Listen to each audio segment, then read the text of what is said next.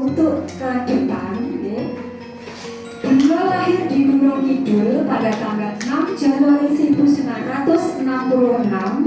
Beliau lulusan ITB Yogyakarta, jurusan Pendidikan Sejarah pada tahun 1989. Sekarang bekerja sebagai guru di SMPN 1 Ngawi. Beliau menulis sejak di bangku kuliah. Karya pertamanya Peranan Wanita dalam Perang Kemerdekaan yang dimuat dalam Harian Berita Nasional tahun 1987. Beliau sudah menulis sebanyak 18 buku yang berupa novel, antologi, kumpulan cerpen ya, dan kompilasi atau kolaborasi. Luar biasa ya. Judul bukunya di puisi prematur. Penasaran buat dengan judul-judul itu? Penasaran? Nanti bisa minta dibagi Pak. Bagi-bagi buku ya.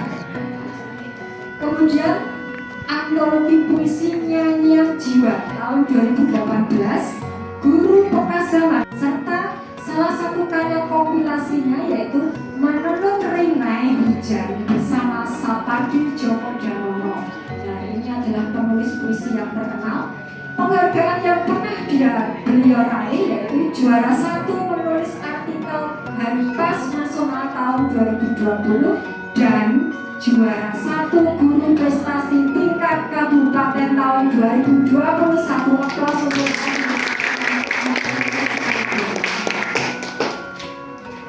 978-623-326-315 diterbitkan oleh CV. Terima kasih atas kesempatan yang diberikan kepada saya. Saya akan mengupas sedikit biar penasaran, karena nanti kalau terlalu panjang kan udah nggak ada yang ditanyakan. Yang pertama tadi kan soal covernya, kenapa memilih warna hitam kok tidak biru? Karena saya ingin menghadirkan hitam putihnya kehidupan manusia dari zaman ke zaman. Kemudian buku ini memberi pesan, ada pesan-pesan implisit di balik semua peristiwa. Jadi hitam putihnya kehidupan yang menentukan kita sendiri yang disampaikan di sana. Kemudian mengapa kok saya memilih Perawan Sumpi? Jadi ini kisah akhirnya sebenarnya bertahap. Cerminan dari sebuah peradaban. Kemudian saya berkali-kali bercermin, ternyata cermin itu adalah memang bahwa dunia itu adanya hanya pro dan kontra. Jadi kalau bantai satunya memuji, satunya mencaci. Itu pro kontra. Kalau memuji semua berarti ya pro itu kurang rame. Kalau mencaci semua itu kontra semua, nggak jadi semua kan rusak. Saya akan mencoba, walaupun ini sahabat saya Pak Budi ini mulai dari bujangan sampai sekarang mau pensiun, tapi sahabat sama-sama menyukai dunia kepenulisan. Hanya saja saya kalah jauh, sangat mengikuti Pak Budi. Tentang Perawan Sumpi, kenapa kok dinamakan Perawan Sumpi? Nah ini kemerdekaan dari seorang penulis, bahwa penulis itu adalah moho kuoso paring sabdo. Ya, seorang penulis itu sangat berkuasa dalam membuat kalimat, dalam mempengaruhi pembaca. Terus kalau dia tulis satu isi atau satu cerita, itu saya ulang-ulang ini pesan yang diperoleh pembaca apa yang isinya? Apakah hanya ada sekedar Nah, di kata itu Pak Budi bisa menjawab. Dan mungkin dari Bapak Ibu hadirin dan adik-adik sekilas saja dari tampilan buku ini nanti juga boleh menanyakan ke Pak Budi. Pak, kalau ini untuk kalangan umum seperti orang dewasa, itu kira-kira percaya nggak? Saya tanya dulu ke audien. Sudah membaca yang pertama Perawan Sumpi? Sudah. Jenengan percaya Perawan Sumpi itu di situ jadinya seperti itu? Percaya? Di sini menuliskan dalam bahasa Jawa, saya sangat menyambut dengan bagus. Dumateng sedaya narasumber saha saking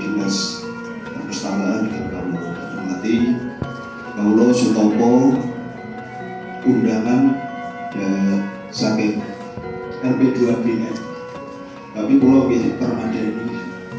Dan ini kebetulan mahasiswa pulau STD, tapi dari petang karena pulau ngajar di MPI, ngajar di kelas sore ya mas. Ini dari Riau ya, dari PAI. Kebetulan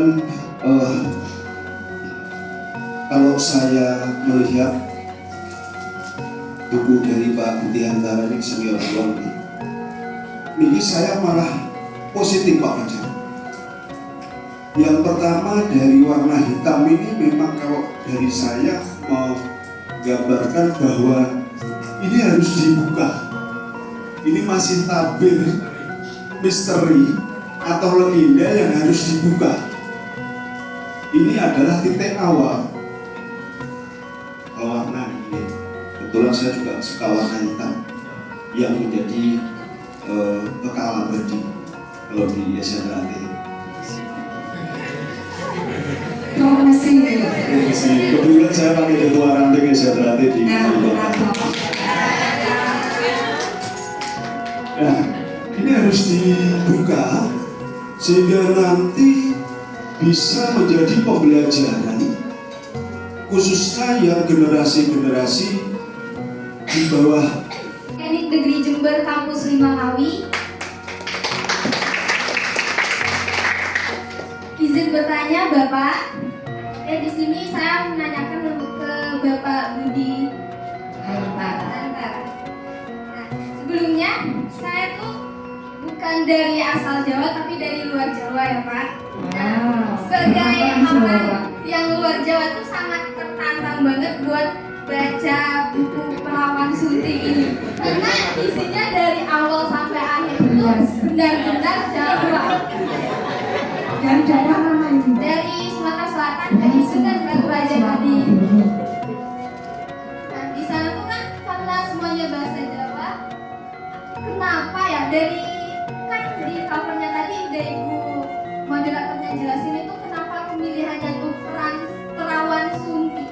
Nah apakah ada pesan moralnya tuh yang lebih universal sehingga yang dari luar Jawa itu tuh mendapatkan pesannya juga kan di dalam buku ini lebih ke buat Jawanya ya Pak, lebih maksudnya tuh lebih ke autentiknya. Nah untuk yang dari luar Jawa tuh gimana mengambil pesannya? Karena saya sendiri sudah baca AI ataupun cari di Google juga, tapi pesannya tuh lebih umum gitu. Nah kenapa juga Perawan Sunting itu harus menjadi judulnya? Karena kan di dalam bukunya tuh sangat banyak sekali yang lain gitu. Apa itu menjadi yang paling populer di Ngawi atau bagaimana? Nah saya juga ingin bertanya, saya kan sebagai generasi Gen Z ya, mungkin Bapak Ibu juga tahu bahwa generasi Gen Z itu sangat malas untuk literasi. Jadi untuk jangan buat menulis, literasi saya sangat tidak mau ya Pak.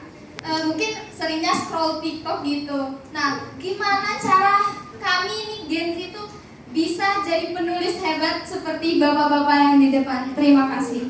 Luar biasa. Aplaus untuk dari Universitas Kota Jawa. Jadi mungkin berjodoh. Buku ini diterbitkan oleh penerbit yang beralamat di Batu Raja. Hanya kebetulan nyetaknya itu di Jawa. Hanya pemiliknya dari sana. Kenapa saya milih itu? Yang siap sponsori awalnya yang seperti ini kebetulan dari penerbit itu. Saya tidak berani misalnya mau nulis kok bilang kok Ngawi kalau belum ada hasilnya. Wong di Ngawi itu kalau saya jualan buku belum karuan laku. Kenapa? Biasanya Mas Duran. Nah, tapi buku ini juga tidak bermaksud di luar Jawa karena kemungkinan kan nggak laku. Tapi tidak usah khawatir, Mbak. Kalau ingin tahu tentang legenda Ngawi, saya menulis dalam 3 bahasa.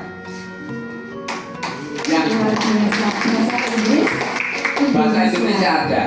Nanti yang lebih komplit setelah ini ada kumpulan cerita rakyat dan tradisi Ngawi. Itu memuat 35 judul. Semua yang bahasa Indonesia ini di bahasa Indonesianya ada. Jadi kalau mau yang ke Indonesia bisa. Nah persoalannya kalau Indonesia ditransfer, Jawa transfer ke bahasa lain, Gokil itu bingung. Gokil itu nggak ngerti banyak. Paham bahasa Jawa. Jadi banyak diksi Jawa yang tidak dipahami oleh gokil. Yang pertama itu. Kemudian, kenapa kok yang dipilih Perawan Sudi padahal judulnya banyak? Apa karena terkenal? Bukan karena terkenal. Nah, mengapa saya pilih Perawan Sudi? Penulisnya kadang-kadang memang nakalan.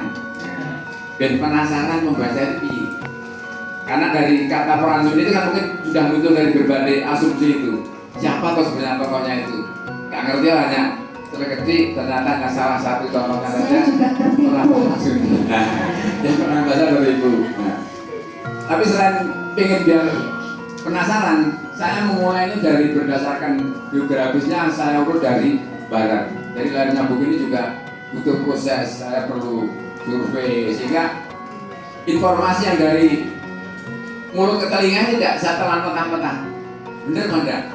Jadi makanya tadi kalau Pak Fajar bilang berarti ini bukan 100% fiksi ya, bukan.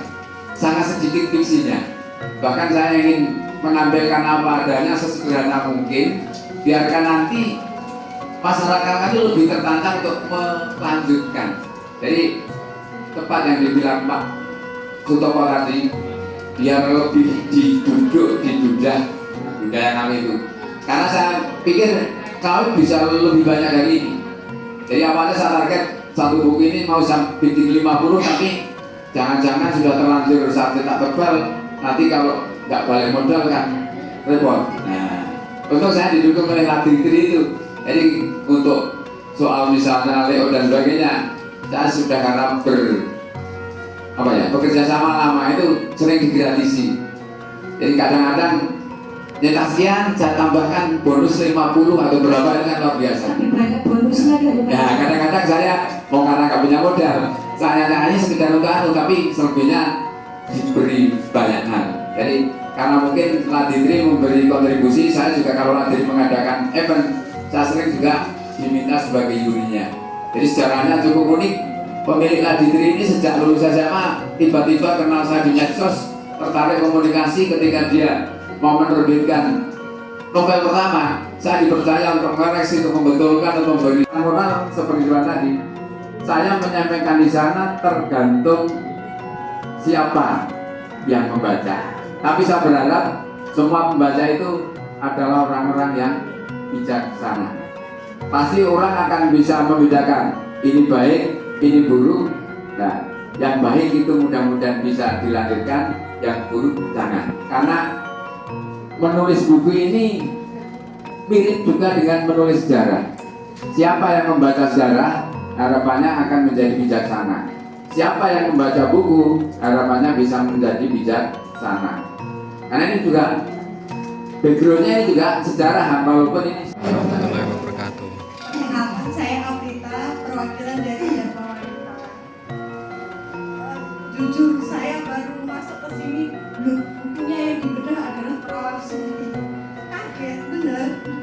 Kok kayak gini ya? Saya semakin tertarik. Apalagi pas buka hampers dari souvenir dari ini, dinas perpustakaan. Wah, dapat buku. Bener-bener saya Ngeri gitu ya. Jelas. Terima kasih Pak Budi Hantara selaku penulis di sini. Saya benar-benar kagum Bapak. Saya yang di generasi milenial ini, saya juga sebagai ibu jujur tidak pernah membacakan anak saya dongeng, apalagi yang berbahasa Jawa. Saya akui saya sangat mau Jawa ilang jembane. Dan di sini saya sangat tertampar Bapak. Saya harus belajar lagi untuk bahasa Jawa. Udah gitu aja. Ibu kesayangnya sebagai apa? Kebetulan saya baru nyampe baca di halaman di bab 3 ya. Bab 3 ini mengenai si Joko Bundo kan yang sebelumnya ini di apa? Sang Putri. Saya duduk sumpah. Santai Bu, santai, hadiah akan saya berikan. Bukan begitu Ibu. Saking saya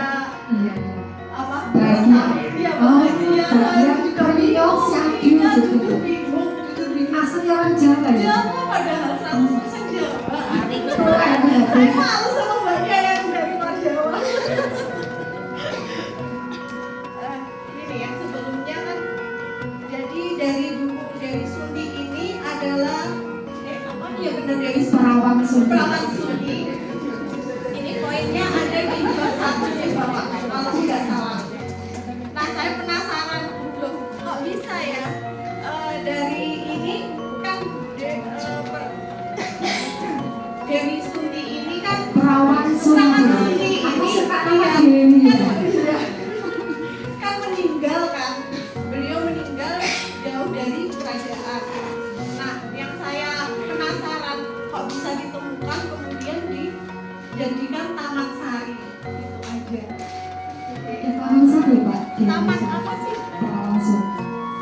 Itu mungkin yang putri. Kebetulan saya petilasan, tempatnya masih. Jadi itu letaknya di sini.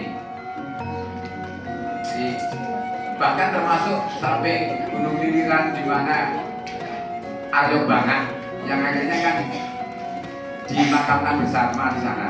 Jadi itu dikisahkan Aryo Bangah itu ketika masih bernama Joko Buduk itu ikut sayembara yang diselenggarakan oleh Kerajaan Pohan. Dijanjikan siapa yang bisa membangun taman termasuk menembus batu yang menjadi penghalang aliran air itu sehingga sampai bisa ke Taman Sari itu akan dinikahkan dengan putri Prabu Dipuhan tersebut. Nah, karena wujud dari Joko Buduk ini buruk, maka sang raja memerintahkan pada Patih Keburejeng untuk dimandikan dulu, dibersihkan. Tapi karena miskomunikasi oleh si Patih ini tidak dimandikan sudah bersih, tapi justru ditelasi, dihabisi, dibunuh. Nah, dikisahkan itu yang didramatisir itu. Nah, karena sang raja mengajangi sampai mati pun ini kan Aryo Bangah masih nagih janjinya, sehingga ketika mau dimakamkan ini sempat dimasukkan tubuhnya memanjang dan seterusnya, sampai akhirnya terdengar bisikan yang didengar oleh prajurit kerajaan Pohan tadi, yang intinya siap dimakamkan asal bersama dengan putri Raja Pohan. Akhirnya mereka juga dimakamkan bersama. Memang benar yang disampaikan oleh Pak Agus tadi, kok begitu sadis. Tetapi sebenarnya cerita di balik sadisnya, fakta benar apa tidak itu kan di sana ada, Pak. Seorang raja, seorang penguasa itu harus menepati janjinya walaupun dengan berkorban diri, berkorban keluarganya. Sebetulnya bisa saja kan Raja Pohan menolak untuk tidak menyandingkan putrinya dengan Aryo Bangah yang sudah meninggal, atau dalam arti putrinya kan nggak usah dibunuh. Tapi kan zaman dulu raja itu tan keno wolawali sabdo pandito ratu. Nah, jadi ucapan ratu jadi undang-undang sebagai hukum. Ini beda dengan ucapan sekarang yang sering menyebut ini. Saya diantarkan oleh teman saya sekarang sudah purna, namanya Pak Srianto. Itu kebetulan lahir di Desa Tulaan Sine. Nah, kemudian di sana masih ada narasumber namanya Pak Parmin, seorang pensiunan kepala sekolah. Tapi waktu saya ke sana itu masih ingatannya begitu hebat, sehingga saya mendengarkan cerita dengan komplit.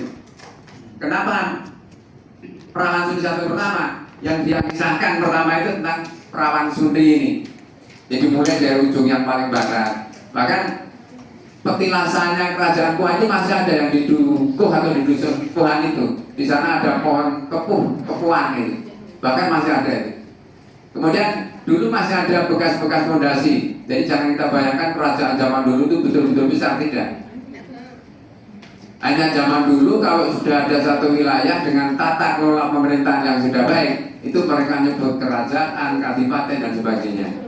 Nah, hanya sayang di Desa Pohan itu kalau orang tidak hati-hati, sekarang sudah ada generasi muda yang maunya kreatif, tapi itu nanti merusak sejarah. Di bawah pohon kepuh itu sekarang malah ada bangunan yang bahkan ada seperti makam. Orang yang tidak ngerti dibuatkan makam baru. Kemudian saya klarifikasi kepada Pak Parmin yang tokoh posisi itu. Wah, niku pola ngomong dibuatin ngomong sing tuwek-tuwek. Niku mboten mau ngambil sinten-sinten niku. Jadi wong sing gak ngerti saking daerah Jogja niku nek takon makame Aryo Bangah mboten digoten Gunung Liliran dibelasoke meniku. Lah ini yang salah. Mudah-mudahan nanti menjadi perhatian sehingga tidak menyesatkan. Begitu. Perwakilan dari PKK Kelurahan Petani. Saya mau tanya ke Pak Budi nih Pak ya. Ini dari cerita yang di pertama ini yang di Joko Buduk ini sama cerita yang Rosni. Nah, di sini kok ada dua nama yang sama. Saya ingin bertanya itu Pak. Ini Joko Buduk yang ini sama yang di Rondo Kuning itu apakah satu orang? Kalaupun itu sebenarnya berbeda, kenapa kok tidak diberi nama yang lain aja? Itu aja. Terima kasih. Wassalamualaikum warahmatullahi wabarakatuh.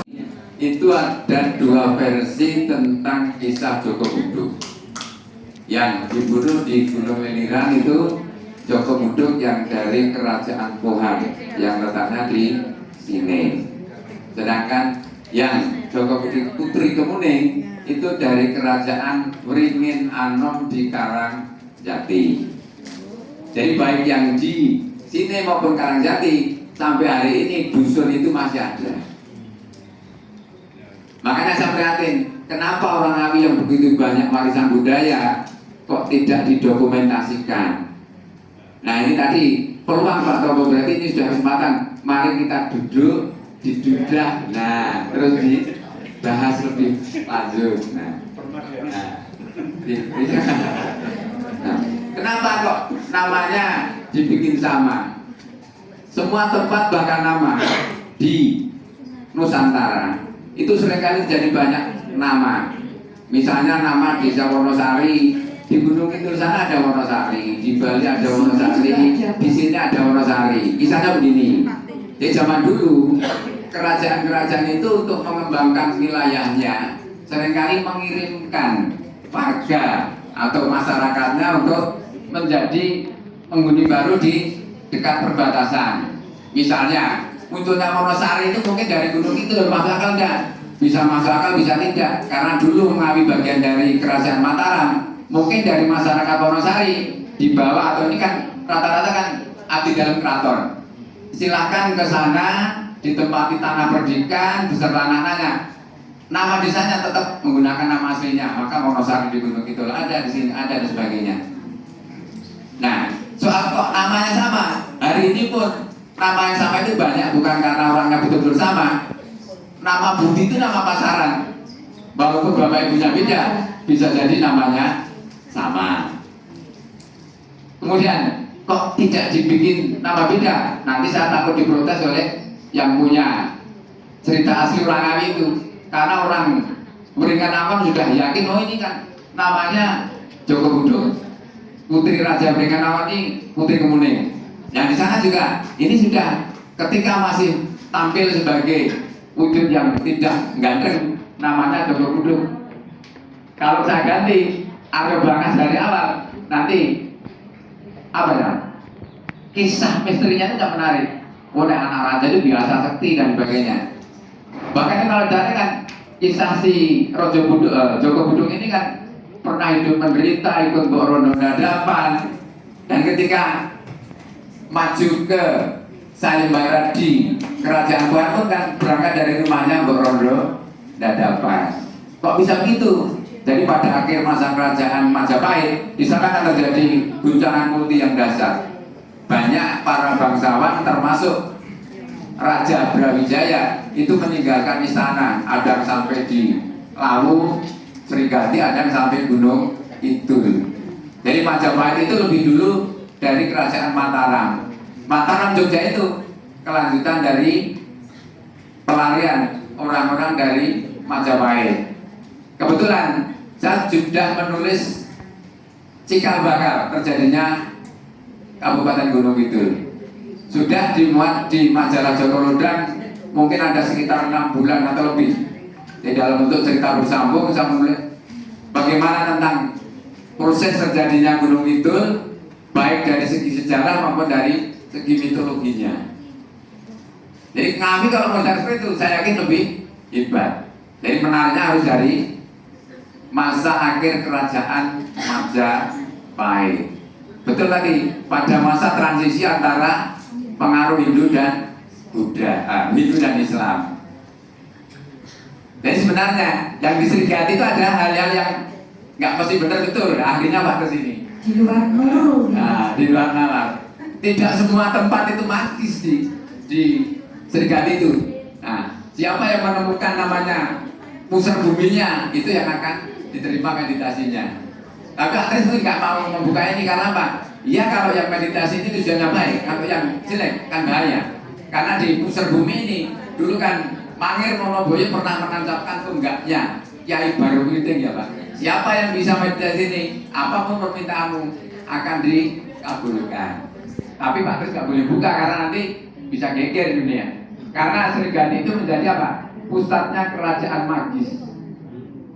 Di Nusantara ada 2 pusat. Satu di Serigati itu sebagai ibunya. Kemudian 2 di Alas Purwo Banyuwangi itu sebagai bapaknya. Ini ahlinya Pak Kris. Nanti naik baru malah di bukan. Makanya ntar